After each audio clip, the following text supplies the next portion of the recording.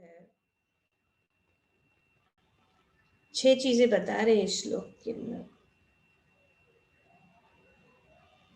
पहले अध्याय में हमने देखा कि अर्जुन ने बहुत सारे तर्क वितर्क किए कि उनको युद्ध नहीं करना, वो नहीं करना चाहते युद्ध। उन्होंने कहा मैं नहीं करना चाहता हूँ, और उन्होंने बहुत सारे तर्क वितर्क किए। उन्होंने कहा कि कुल का नाश हो जाए, और इस कुल का नाश होने से जो है हम पाप के भागीदारी होंगे। तो इसका अभी जब जो कोई भी तर्क वितर्क अर्जुन ने किया है पहले अध्याय में, और पूरे जो भगवत गीता में प्रश्न जो अर्जुन पूछ रहे हैं उनका उत्तर भगवान दे रहे। तो यहाँ पे भगवान अर्जुन को कह रहे हैं कि जो वेद में मुख्यतया प्रकृति के 3 गुणों का वर्णन है। ये एक बात बताया। दूसरा बात ये बता रहे हैं कि तुम जो हो है इन तीनों गुणों से ऊपर उठो। पहली बात तो ये बता रहे हैं कि वेदों में क्या है, और दूसरी बात यहाँ पे भगवान कह रहे कि इन तीनों गुणों से ऊपर उठो। उसके बाद भगवान कहते हैं कि समस्त द्वैतों और लाभ तथा सुरक्षा की सारी चिंताओं से मुक्त हो जाओ, और क्या करो, आत्मा परायण बनो। तो ये चीजें बता रहे भगवान इस श्लोक। श्री प्रभुपाद जी ये जो 5 या 6 पॉइंट है अपने तात्पर्य में बहुत सुंदर रूप से वर्णन करते हैं। त्रैगुण्य का अर्थ है वो कर्म जो 3 गुणों से युक्त है। क्यों? क्योंकि सारे भौतिक कार्य में प्रकृति के 3 गुणों की क्रियाएं तथा प्रतिक्रियाएं निहित होती है। All material activities involve action and reaction, क्रियाएं और प्रतिक्रिया, और वे 3 गुणों से जो है के अंदर है। और इसका उद्देश्य क्या है? कर्मफल। They are meant for fruitive result. सारे भौतिक कार्यों में प्रकृति के 3 गुण, सब कार्य किसके अंदर है? प्रकृति के 3 गुण, सब भौतिक कार्य। और ये जो है इसका उद्देश्य है कर्मफल। और ये कर्मफल जो है क्या करता है?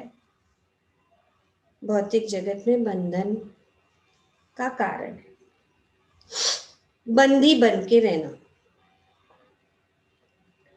क्योंकि अगर कोई भी कार्य किया जाए ये 3 गुणों के अंदर है,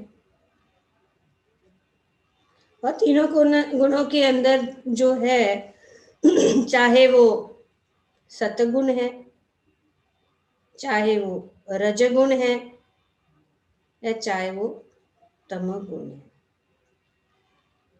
ये सब जो है सतगुण। खास करके हम समझ सकते हैं कि चलो तमगुण जो है वो भौतिक है, लेकिन सतगुण तो कार्य जो है, सतगुणी कार्य अच्छे कार्य है, जो अच्छे कार्य तो ये अच्छे कार्य के विषय में भी ये जो है वेदों में बताया गया है, लेकिन फिर भी जो है, क्योंकि यहाँ पे बताया जा रहा है, प्रभुपाद जी बताते हैं कि वेदों में मुख्यतः पूर्ण नहीं, मुख्यतः मेन जो ज्यादा से ज्यादा वेदों में क्या मिलेंगे, यही मिलेंगे, क्या, प्रकृति के तीनों गुणों का वर्णन। तो ये प्रकृति के तीनों गुणों का वर्णन किया गया और उसके संबंधित जो कार्य है उसका वर्णन किया गया है, जिसको कर्मकांड कहते। तो इससे जब कोई कार्य किया जाता है तो उसका फल मिलता है, चाहे वो अच्छा हो या बुरा हो, उसका फल तो मिलेगा ही। और इसीलिए जो है उस फल को भोगने के लिए हमें इस भौतिक जगत में रहना। और ये क्या है, जैसे कि श्री प्रभुपाद जी यहाँ पे बताते हैं कि ये बंधन का कारण बनता है। तो वेदों में ये तीन खास करके कर्मकांड विभाग है, उसमें जो है अनेक अनेक कार्य बताए गए हैं, ताकि हम उस कार्य को करके हम कुछ भोग उत्पन्न कर सकते हैं। वेदों का उद्देश्य है कि क्या है, वो इनडायरेक्टली या धीरे धीरे लोगों को ये जो है आत्मपरायण या आत्मज्ञान तक पहुंचाना चाहता है। कर्मकांड विभाग से जैसे जैसे ऊपर उठते हैं, जैसे कि यहाँ पे बताया गया है कि वेदों में मुख्यतया सकाम कर्म का वर्णन है, सकाम कर्म, जिससे सामान्य जन क्रमशः इंद्र तृप्ति के क्षेत्र में उठकर आध्यात्मिक धरातल तक पहुंच सके। तो इंद्र तृप्ति से जो है कहाँ पहुंचे, आध्यात्मिक धरातल, ये उद्देश्य है, लेकिन वो ले जा रहा है इसको। पर जब तक हम इन तीनों गुणों के अंदर कार्य कर रहे हैं, क्योंकि यही ज्यादा से ज्यादा बताया गया है कि वेदों में ये है, लेकिन उद्देश्य क्या है, जैसे कि भगवान ने भी बताया है, वेदेश्च सर्वम अहमेव वेद, तो वहां तक ले जाए। तो वेदों का उद्देश्य यही है, अंतिम जो है आध्यात्म या आत्मज्ञान तक पहुंचे। तो वेद जो है उनका उद्देश्य यह है कि जो बहिर्मुख जीवात्मा को आत्मज्ञान की ओर की तरफ ले जाए। बहिर्मुख जीव जो कृष्ण से विमुख है, भोग में लगे हैं, वो ये भोग करते करते करते करते एक दिन जो है आत्मज्ञान के स्थिर पर पहुंच जाए। तो ग्रेजुअली उसको लीड कर रहा है, कहाँ पे, उस तक, आत्मज्ञान के स्तर। और ये पूरा जो भौतिक जगत है ये तीनों गुणों के अंदर, सतगुण से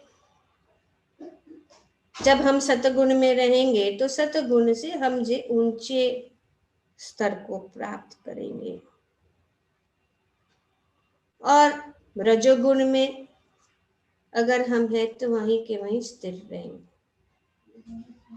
और तमोगुण में जो है हमें नीचे की ओर ले जाता है। तो ये भौतिक जगत का सिनेरियो यही है।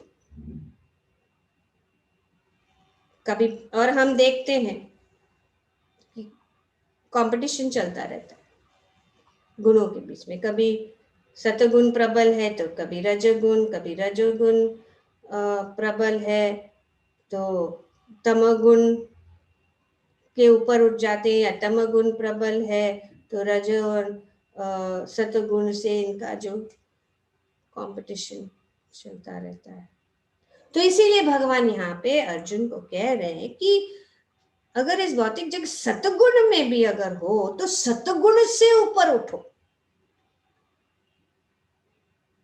ये त्रय गुण, ये जो गुण है, तीनों गुणों से ऊपर उठो।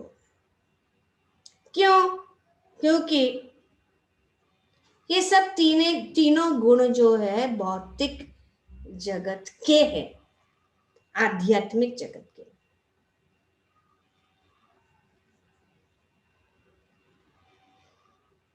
जैसे कि सतगुण, ये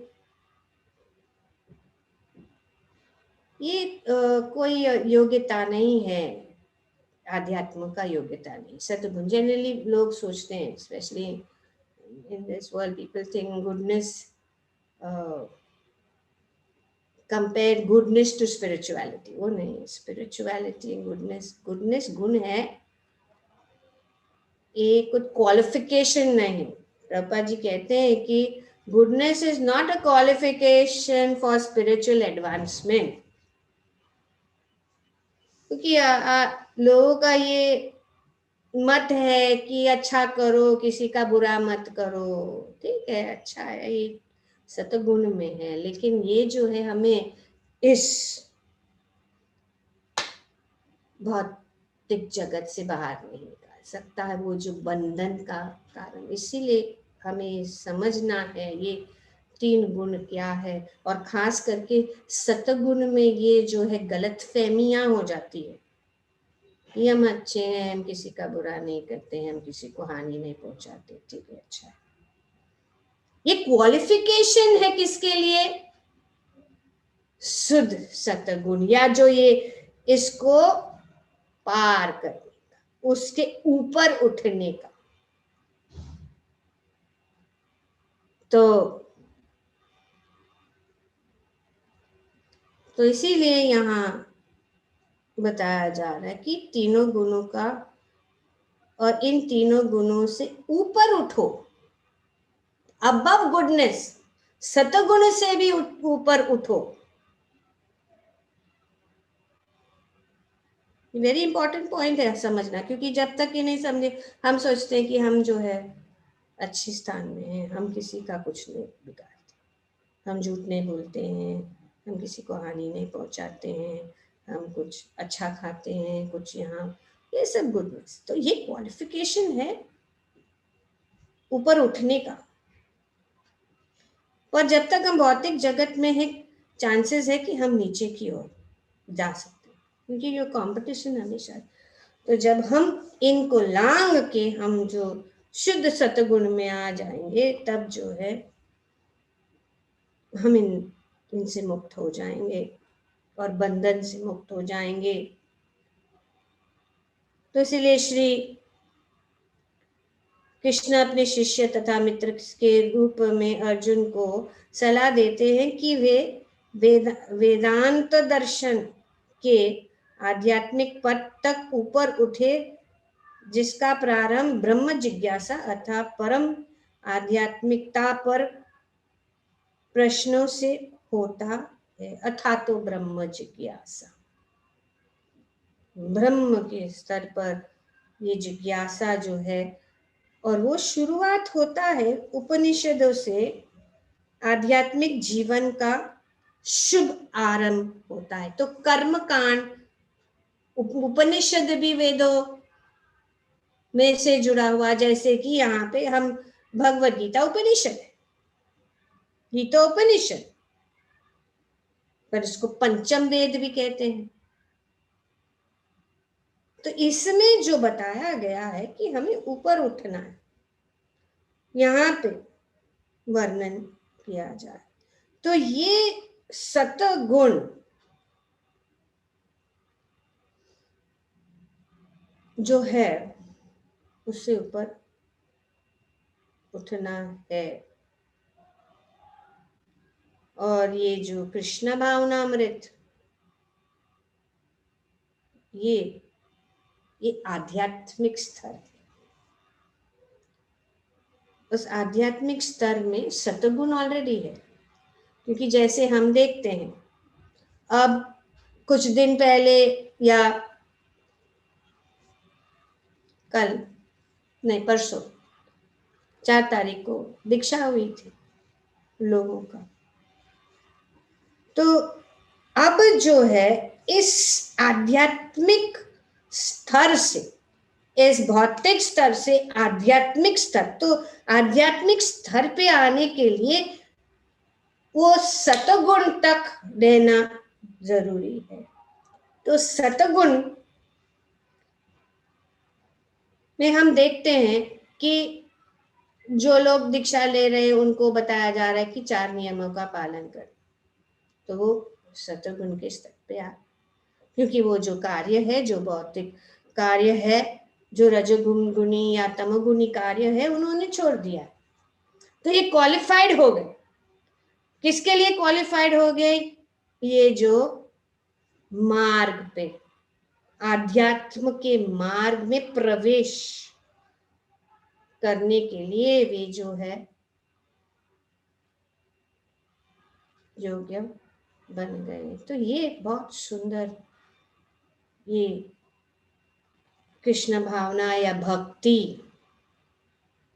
इतनी सुंदर है कि कोई भी जो है, चाहे वो कोई भी स्तर पर हो, चाहे वो रजगुणी हो या तमगुणी है हो, अगर इस नियम को पालन करके वो डायरेक्ट प्रवेश कर सकता है आध्यात्म, शुद्ध सतगुण में तुरंत वो जो है प्रवेश हो सकता है। तो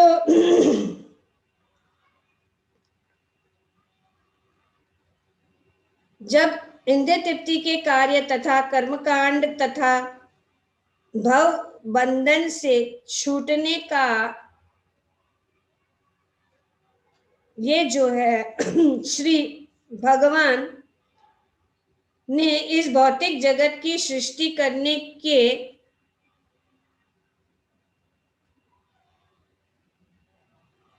क्या है, हाँ, प्रयत्न करने के पश्चात वैदिक ज्ञान प्रदान किया, जो जीवन संपन्न तथा भव बंधन से छूटने का उपदेश देता है। तो ये भव बंधन से छूटने का उद्देश्य ये है कि इस तीनों गुणों से ऊपर उठे। तो और आगे भगवान कहते हैं कि नित्य शुद्ध सत्व में स्थित, नित्य, यहाँ पे इस श्लोक में भगवान कहते हैं कि नित्य सत्वस्थ, मतलब इसका अर्थ है in pure state of spiritual existence, या हिंदी में ये नित्य सत्वस्थ, नित्य शुद्ध सत्व में स्थित हो जाओ। तो ये जो है दीक्षा से यही होता है कि नित्य सत्वस्थ में, जो नित्य सत्व शुद्ध सत्व में स्थित होना। तो जो भी कार्य कृष्ण भावना मृत में किया जाता है वो जो है इन सब चीजों से ऊपर उठता है, 3 गुणों से ऊपर उठता है। क्यों? क्योंकि आत्मा में स्थित। तो भगवान यहाँ पे कहते हैं कि आत्मा में स्थित हो जाओ, इन तीनों गुणों से ऊपर उठो और आत्मा परायण बनो।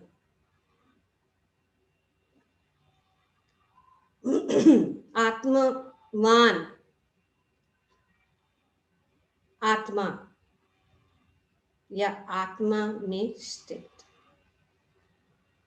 आत्मावान मतलब आत्मा में स्थित। To be established in yourself.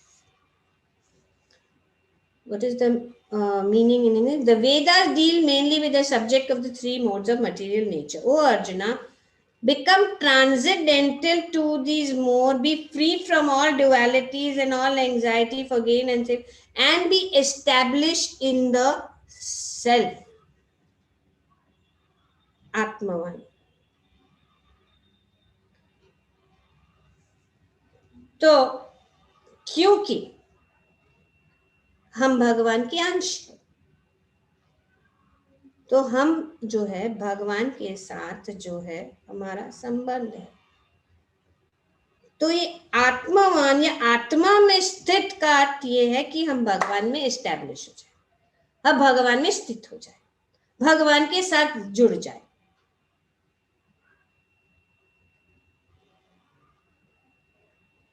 क्योंकि हम पार्ट एंड पार्सल है। पर जिस प्रकार से ये हाथ, उदाहरण जो है हाथ इस शरीर का अंग है और इस शरीर के अंग होने के कारण ये जो है वो चल रहा है। तो इस प्रकार से हम जो है भगवान से जुड़े हुए हैं। Because I am part and parcel of the Supreme Self. So my establishment with the Supreme Self means I will be active for Krishna. तो अभी जो भी कार्य हम करते हैं भगवान के कार्य, भगवान के लिए, क्योंकि हम जो है उनके साथ जुड़े। तो हम जो है इस भौतिक 3 गुणों से मुक्त हो जाते हैं। जब हम भगवान के साथ संबंध कर जुड़ते हैं और भगवान के साथ संबंधित कार्य करते हैं, चाहे वो खाना है, पीना है, घूमना है, फिरना है, जो भी कार्य करते हैं, इसीलिए भगवान बताते हैं हमें कैसे करना है। ये सब भगवान ने हमें समझाया भगवत गीता के अनेक अनेक स्थानों में। तब हम जो है मुक्त हो जाते।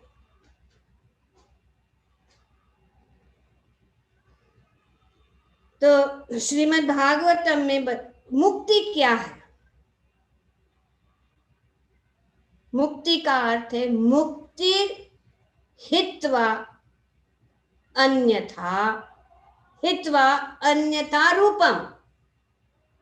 अन्यथा रूपम मतलब और कोई रूप नहीं, कोई डिफरेंट आइडेंटिफिकेशन नहीं है। जैसे कि अभी आइडेंटिफिकेशन मिल गया है राधिका, तिलकिनी, ये आइडेंटिफिकेशन है। ये भगवान देवी दासी, इसीलिए देवी दासी प्लीज लिखो, राधिका तिलकिनी देवी दासी, सत्यभामा प्रेमिका देवी दासी। तो हमारा आइडेंटिफिकेशन जो है आध्यात्म से हो गया, उसको कहते हैं मुक्ति। मुक्तिर हित्वा अन्यथा, हित्वा अन्यथा रूपम। अन्यथा रूपम means a different identification.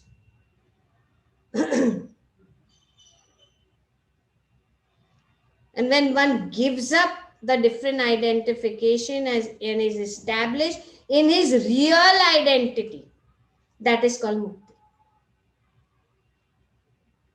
Real, शाश्वत, स्थित हो जाओ, भगवान कह रहे हैं। क्योंकि अब तुम जो है शरीर के साथ आइडेंटिफाई कर रहे हो, इसके लिए तुम ऐसी बात कर रहे हो। कुल का नाश होएगा।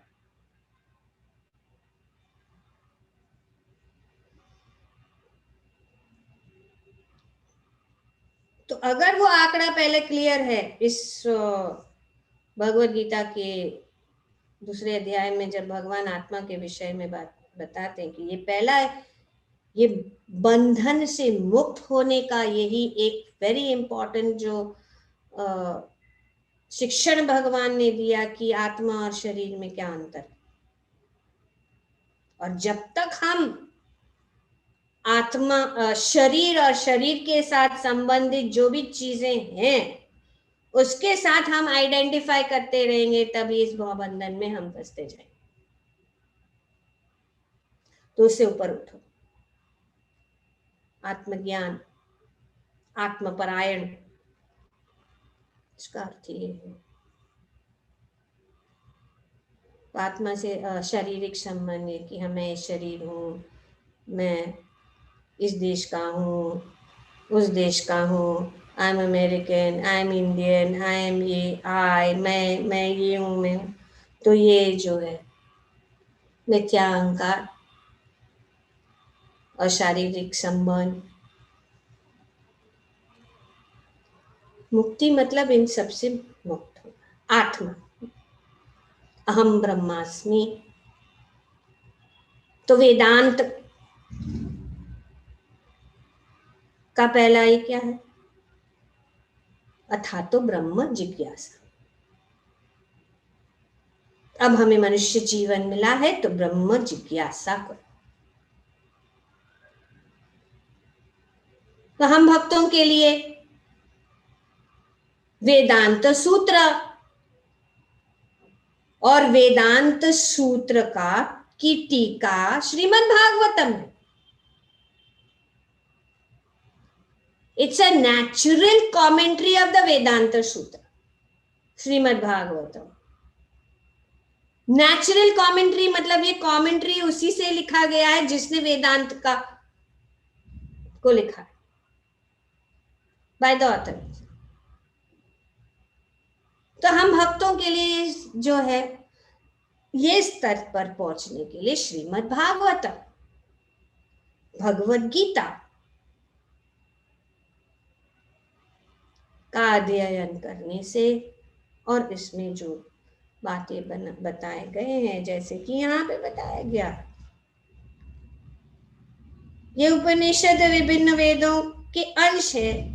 उसी प्रकार जैसे भगवद गीता पंचम वेद महाभारत का एक अंश है। उपनिषदों में आध्यात्मिक जीवन का शुभ आरंभ होता है। तो ये शुभ आरंभ भागवतम, इसीलिए हमारे जो आचार्य हैं, सुबह को हमने 5 चीजें पढ़ी थी, किसको याद है? जो साधना को महासाधना कहते हैं, किसी को याद है कौन से 5 चीजें हैं?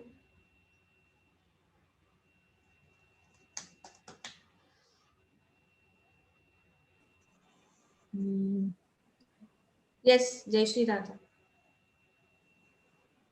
म्यूट पे हैं। हरे कृष्णा माता जी। माता जी, ये 5 चीजें हैं। साधु संग करना, ओके, शास्त्रों का अध्ययन करना। 1 मिनट, स्पेसिफिक बोलो। साधु संग, भागवत शास्त्र मतलब क्या? भागवतम का अध्ययन करना। ओके, 2। अनुपमा माधवी माता जी। माता जी, मथुरा वृंदावन में जो है वास करना, मथुरा वास। हाँ। चौथा, और विग्रह की सेवा करना। ओके, यस उर्मिल माता जी। नाम कीर्तन माता जी। यस, हरि नाम कीर्तन, नाम कीर्तन। ये बात। तो ये शुभ आरंभ, ये शुभ आरंभ है। और ये 5 चीजें हैं, साधु संग, नाम कीर्तन, भागवत का अध्ययन और मथुरावास, और 5वां है मूर्ति पूजन, भगवान के अच्छे विग्रहों का की सेवा। तो इससे ये हमें समझना है कि ये सब कार्य जो है सामान्य नहीं है, ये हमें इस भव बंधन से मुक्त कर रहे। जब भगवान कहते हैं कि हमें सब कुछ भोग लगाते तो हम मुक्त हो रहे हैं। जीवन मुक्त, इस जीवन में ही जैसे जैसे हम चल रहे हैं वो जो है हम मुक्त, और ये रॉन्ग आइडेंटिफिकेशन से मुक्त हो रहे हैं। और वो original position, part and parcel of Krishna.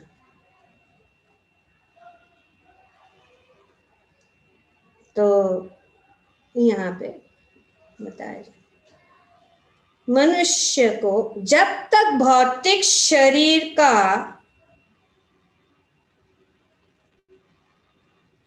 अस्तित्व है तब तक भौतिक गुणों की क्रियाएं प्रतिक्रियाएं होती रहती है। So as long as in the material bodily conception, मेरे पास इंग्लिश का ये नहीं है यहाँ पे, लेकिन लास्ट पैराग्राफ में प्रभुपाद जी बताते हैं कि जब तक भौतिक शरीर का अस्तित्व है तब तक भौतिक गुणों की क्रियाएं प्रतिक्रिया होती रहती है। और वो क्या है? द्वंद। तो इसीलिए भगवान कहते हैं समस्त द्वैतों और लाभ तथा सुरक्षा की सारी चिंताओं से मुक्त हो जाओ। जब हम आत्मपरायण हो जाते हैं तो सब जो है शारीरिक सुरक्षा की सारी चिंताएं मुक्त हो जाए, क्योंकि इस भौतिक जगत में द्वंद है।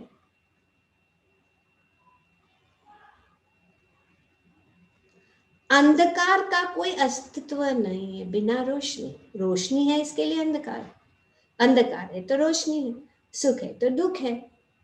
अगर हम सुख को अनुभव करना चाहते हैं कि दुख का अनुभव नहीं है तो सुख कैसे पता लगेगा कि ये सुख है दुख है?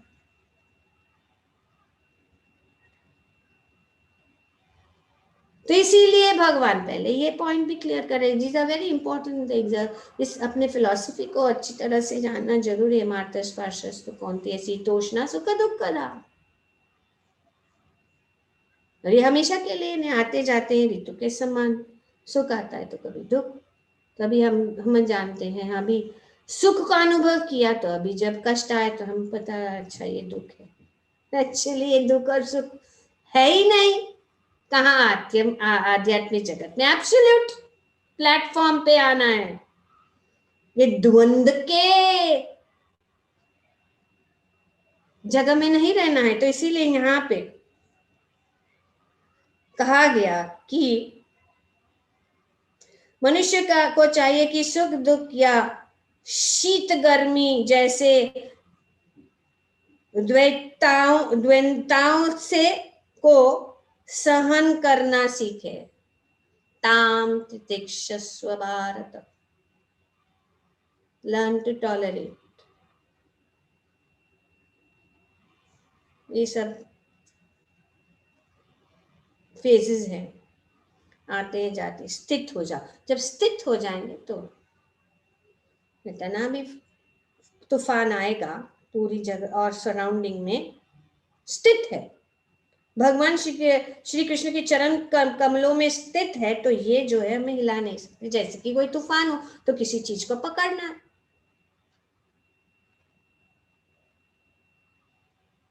तो जब पकड़ के रखेंगे स्थित हो जाएंगे तो जो है इन सब द्वंद्वों से, द्वैतों और लाभ तथा सुरक्षा की सारी चिंताओं से मुक्त हो जाए।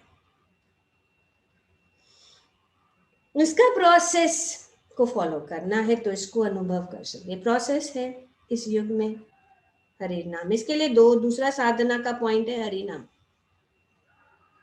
साधु संग और हरि नाम। ये बहुत इंपॉर्टेंट है। जब तक साधु संग नहीं होगा तब तक जो है बाकी के जो कार्य है कठिन हो जाएंगे। तो मनुष्य को चाहिए कि सुख दुख या शीत गर्मी जैसी द्वैताओं को सहन करना सीखे और इस प्रकार हानि तथा लाभ की चिंता से मुक्त हो जाए। जब मनुष्य श्री कृष्ण की इच्छा पर पूर्णतया आश्रित रहता है तो यह दिव्य अवस्था प्राप्त होती है। तो शरणागति।